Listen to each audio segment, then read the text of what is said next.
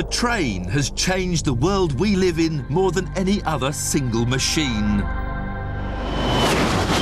From the moment the first locomotive steamed into action, designers have been building trains to go faster and faster. 150 kilometres an hour, 300 kilometres an hour, and now 550 kilometres an hour. When you think of what a train actually does, the loads it carries, the speeds it goes, it's pretty astounding, really.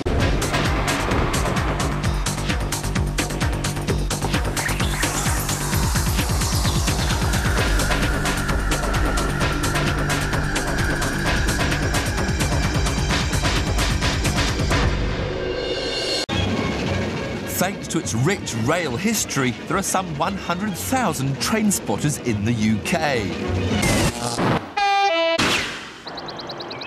They are all fiercely proud of their railway heritage. And this man is no exception.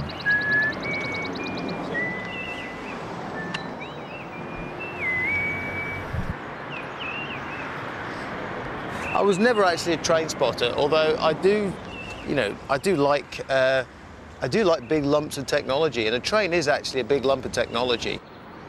Bruce Dickinson is a train enthusiast with a passion for high-speed rail travel. He rides the world's high-speed trains whenever his job permits.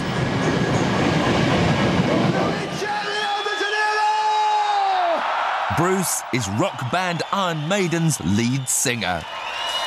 We're going to do a song now. We want to dedicate it to everybody. Despite fame, fortune and cult status, he still finds time to indulge his very British passion. His all-time favourite is the Intercity 125, a model of reliability and speed. Well, I have to say, I have a big old soft spot for the relatively, obsolete now, bless it, but the old high-speed train, because it was one of the very first high-speed trains, and it was also, it was an independent power source, it wasn't dependent on, electrical power and pantographs and things like that, and it rocked along at a fair old lick. But Britain's high-speed trains have always been limited by the age of the network, unable to reach the highest speeds on their twisty Victorian tracks. To overcome the problem, British Rail launched the Advanced Passenger Train, the APT. The world's first tilting train, it was a huge success when it was introduced in 1979, breaking the UK speed record at 200. But the APT was withdrawn from service a few months later, thanks to bad publicity after the tilt mechanism stuck with journalists on board.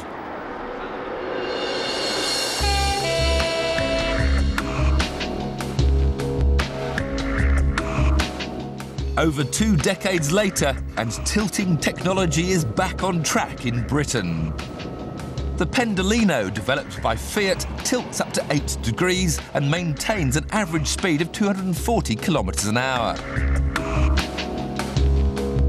Like the Acela, its advanced computerised systems switch off the tilt at critical moments en route to prevent the train from colliding with tunnels, bridges and other trains. The Brits have always had a love-hate relationship with technology. We love inventing it, but we hate exploiting it.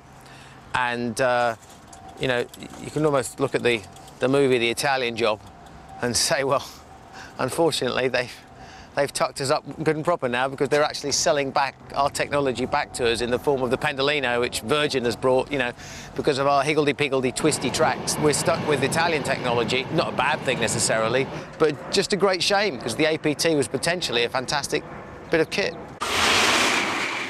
But there is one foolproof way to avoid problems with high-speed corners and faulty rails altogether. Completely rebuild the network. The world's fastest trains are designed to run on purpose-built, straight track and have broken records in the process. The fastest railways in the world have tracks built specifically for them. Exclusive, dedicated tracks, free from sharp bends, incur less wear and tear and make the system much safer too. The Japanese really came up with the concept of a dedicated track and a dedicated trains that went very fast. It really was a revolutionary concept. It was market driven by the numbers of people that simply want to move from A to B to C to D, all in a straight line. That makes it a doddle to design a train to do that. For over 30 years, the Shinkansen bullet has been rocketing between Tokyo and Osaka at 257 kilometers an hour, until recently quicker than any other train system on Earth. For train designers planet-wide, the bullet has proved itself as the icon of high-speed train travel. Like the bullet, the French TGV system relies on fast trains running on specially built straight tracks. These trains don't need to tilt, as the system has done away with sharp corners completely. The TGV, or Train à Grande Vitesse, is the modern champion of speed, regularly topping 274 kilometers an hour. During tests in 1990, an experimental TGV hit a staggering 515 kilometers an hour, setting a new world record. Félicitations! Sortez le champagne! The TGV's secret of success is in its engineering. There are half the number of wheel assemblies, known as bogies, giving the carriages an ultra-low centre of gravity and vastly reducing the overall weight and friction of the train.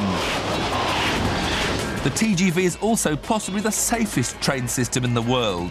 The positioning of the bogies reduces sideways forces on the carriages, making derailing much less likely. Part of the reason that it has never been involved in a fatal accident. It's truly a source of envy for France's neighbours. We somehow got caught up in all the red tape and were unable to do something as simple as the French, which is put one pantograph on the front of the engine and run a cable down the train and power the back car. And that simple piece of technology enabled the TGV to get up and going, and they could just clamp multiple units together and run huge trains throughout the length of the network.